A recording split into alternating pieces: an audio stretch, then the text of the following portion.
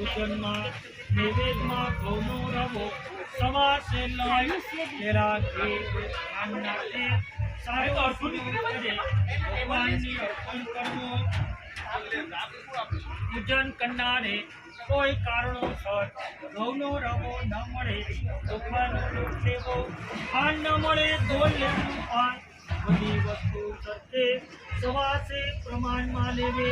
પોતાની શક્તિ પ્રમાણે બ્રાહ્મણોને દક્ષિણા આપે અને સત્યનારાયણ દેવના ગુણગાન ગાવા। એમાં વ્રત કોઈ નદીના તીર ઉપર, કોઈ દેવાલય મંદિરની અંદર અથવા પોતાના ઘેરે એમાં વ્રત કરી શકાય છે। આ વ્રત કરવાથી ઘણું પુણ્ય પ્રાપ્ત થાય છે। સવા ગણો પ્રસાદ પોતે ભક્ષણ કરવો, બ્રાહ્મણો સાથે ભોજન કરવું, પછી પોતાના સગાવાલા વ્યા હોય એ બધાને પ્રસાદ આપવો અને બધાએ પ્રસાદ ખાય। ભગવાનના ગુણગાન ગાતા ગાતા પોતપોતાના ઘેરે જવો તો મનુષ્ય લોકના આ મોટા દુઃખમાંથી મુક્ત થવા માટે નાનું એવો ત્યાં ભગવાન સત્યનારાયણ દેવનું વ્રત છે। તે શ્રી સ્કંદ પુરાણે એવા ખંડે સત્યનારાયણ વ્રત કથાનો પેલો અધ્યાય સંપૂર્ણ થયો। બોલો શ્રી સત્યનારાયણ દેવ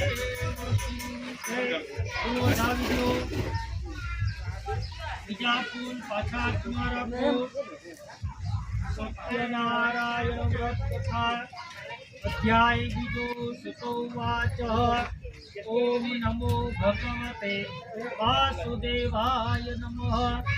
સીતજી કહે છે કે ઋષિમુનિઓ, હવે હું તમને આ સત્યનારાયણ દેવની વ્રત કથાનો બીજો ઇતિહાસ કહું છું, તો તમે ધ્યાન દઈને સાંભળો। પૂર્વકાળની અંદર રમણીય એવા કાશીનગરમાં એક સતાનંદ નામના ગરીબ બ્રાહ્મણ રહેતા હતા। આ બ્રાહ્મણ દરરોજ ભિક્ષા માગવા જાય અને એમાં જે કાંઈ પણ દ્રવ્ય મળે એનાથી પોતાના કુટુંબનું ભરણ પોષણ કરતા હતા। એક દિવસે આ બ્રાહ્મણ ભિક્ષા માગવા નીકળ્યા ત્યારે ભગવાનને થયું કે આ બ્રાહ્મણ બહુ દુઃખી થાય છે, તો એના દુઃખ દૂર કરી દઉં। એટલે ભગવાને રુદ્ર બ્રાહ્મણનો રૂપ લીધો અને આ ગરીબ બ્રાહ્મણ પાસે આવી પૂછ્યો કે હે બ્રાહ્મણ શ્રેષ્ઠ, તમે બહુ દુઃખી થાય આ પૃથ્વી ઉપર શા માટે ફરો છો? ત્યારે આ બ્રાહ્મણે કહ્યું કે હું ગરીબ બ્રાહ્મણ ભિક્ષા માગે મારા કુટુંબનું પોષણ કરે અને આ પૃથ્વી ઉપર ફરું છું। જો તમે એવો કોઈ ઉપાય જાણતા હોય કે જેનાથી મારા દુઃખ દૂર થાય તો એ ઉપાય તમે મને બતાવો। ત્યારે ભગવાને કહ્યું કે મનુષ્ય લોકોને કે જો તમારે આ બધા દુઃખોમાંથી મુક્ત થવું હોય તો નાનું એવું ભગવાન સત્યનારાયણ દેવનું વ્રત છે। આ વ્રત તમે કરો તો તમારા મનોરથ પૂર્ણ થશે। આમ ભગવાન વ્રતનો વિધિ કહે પોતે અંતર ધ્યાન થયા। એ ઘણા બ્રાહ્મણે પેલું વ્રત ક્યારે કરીશ આવી ઉત્કંઠામાં આ ગરીબ બ્રાહ્મણને આખી રાત્રિમાં ઊંઘ આવી નહીં। સવારે વહેલો ઉઠે પોતાનું નિત્ય કર્મ કરે ભિક્ષા માગવા ગયા તો ભિક્ષામાં ઘણું દ્રવ્ય મળ્યું। ઘેરે આવે પોતાના સગાવાલાને બોલાવે, ભગવાન સત્યનારાયણ દેવની પૂજા કરે।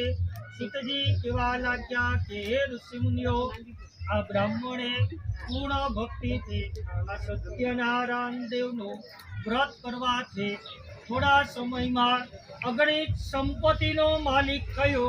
એટલે બ્રાહ્મણ દરેક મહિનામાં આવનારે પૂનમને દિવસે વ્રત કરવા લાગ્યા। સૌનકાદી ઋષિઓ કહે છે સીતજીને કે હે સીતજી કહેવા લાગ્યા કે હવે આ બ્રાહ્મણના મુખમાં છે આ પૃથ્વી ઉપર આ વ્રત પ્રથમ કોણે સાંભળેલું કોણે કરેલું વગેરે વિસ્તારથી તમે મને કહો। ત્યારે સીતજી કહેવા લાગ્યા કે હે ઋષિમુનિઓ, આ બ્રાહ્મણ પોતાના દર મહિનામાં આવનારી પૂનમને દિવસે ભગવાનની પૂજા કરે છે.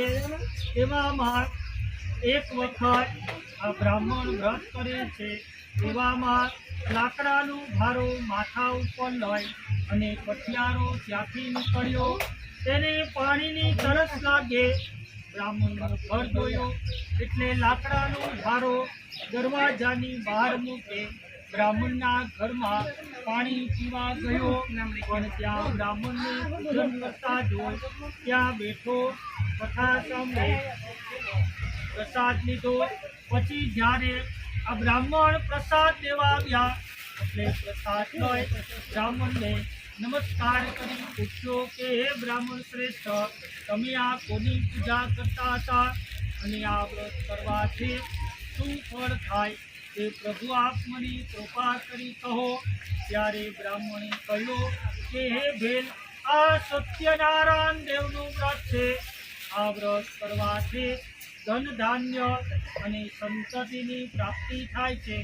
મેં આ વ્રત કર્યું ત્યારથી આ ભગવાન સત્યનારાયણ દેવના પ્રસાદે કરે હું અગણિત સંપત્તિનો માલિક થયો.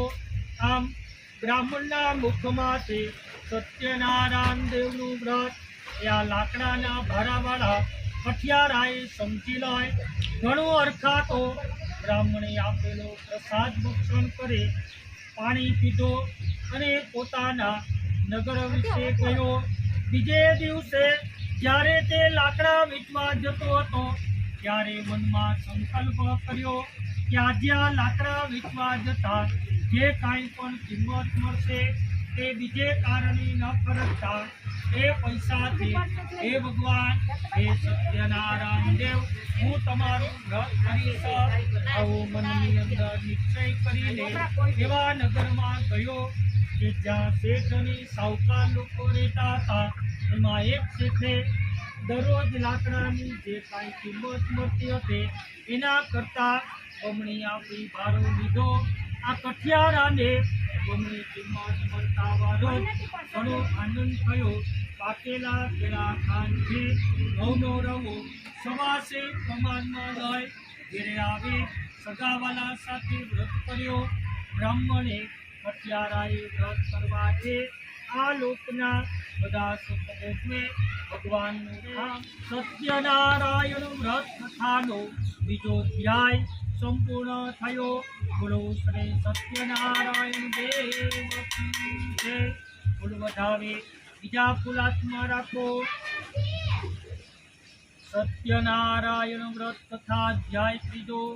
સુતજી કહે છે કે હે ઋષિમુનિઓ, પૂર્વ કાળની અંદર ઉલ્કામુખ નામના એક રાજા રાજ કરતા હતા. આ રાજા જીતેન્દ્રિય, સત્યવાદી અને બુદ્ધિમાન. આ રાજા દરરોજ મંદિરમાં દર્શન કરવા જાય અને ત્યાં જે બ્રાહ્મણ હોય એને દ્રવ્ય આપીને સંતોષ પમાડતા. એક દિવસે આ રાજા ભદ્રશિલા નામે નદીના તીર ઉપર આ ભગવાન સત્યનારાયણ દેવની પૂજા કરે છે. એવામાં ત્યાં એક સાધુ નામે વાણિયો કે જે વહાણમાં ધન ભરે અને વેપાર કરવા માટે જતો હતો એ ત્યાંથી નીકળ્યો. તેને જોયો કે રાજા કંઈક પૂજન કરી રહ્યા છે એટલે પોતાનું વાહન નક્કર કરે રાજા પાસે જઈ રાજાને નમસ્કાર કરી પૂછ્યો કે હે રાજન, તમે ભક્તિયુક્ત આ એક ચિત્તે કોની પૂજા કરો છો? ત્યારે રાજાએ કહ્યું કે હે સાધુ વેપારી, આ ભગવાન સત્યનારાયણ દેવનું વ્રત છે. આ વ્રત કરવાથી ધન ધાન્ય અને સંતતિની પ્રાપ્તિ થાય છે. મારી પાસે ધન ધાન્ય રાજપાટ બધું છે પણ મારે કાંઈ સંતાન નથી, એટલે હું ભગવાન સત્યનારાયણ દેવની પૂજા કરું છું.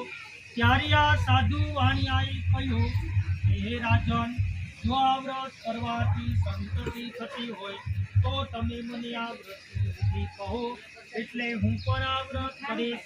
આમ રાજા પાસેથી વિધિ જાણી લઈ સાધુ વાણિયો વેપારથી પ્રભુ છોડી પોતાના ઘરે આવ્યો અને વ્રતનો મહિમા પોતાની સ્ત્રી લીલાવતીને કહ્યો કે જ્યારે આપણે ત્યાં કાંઈ પણ સંતાન થશે ત્યારે આપણે આ ભગવાન સત્યનારાયણ દેવનું વ્રત કરીશું. આમ સમજણ આપે વેપાર અર્થે ગયો. ભગવાન સત્યનારાયણ દેવના પ્રસાદે કરે સાધુ વાણિયાની સ્ત્રી લીલાવતે અર્થાથી ઋતુવાળી થયેલી ગર્ભવતી હોય તેને 10મે મહિને તેને ત્યાં દીકરીનો જન્મ થયો. જેમ ચંદ્રમા સુદ પખવાડિયામાં દિવસે દિવસે મોટો થતો જાય એમ મોટી થતી ગઈ. એનું નામ કલાવતી એવું પાડ્યો. લીલાવતી પોતાના પતિને કહે છે કે આપણે માનતા કરેલું વ્રત હવે ક્યારે કરવું છે? તો સાધુ વાણિયાએ કહ્યું કે હમણાં વેપારમાં ખૂબ તેજી હોવાથી એ વ્રત જ્યારે આપણે કન્યાના લગ્ન કરીશું ત્યારે કરશો. આમ સમજણ આપે વેપાર અર્થે ગયો. કન્યા બાપના ઘેરે દિવસે દિવસે મોટી થવા લાગે.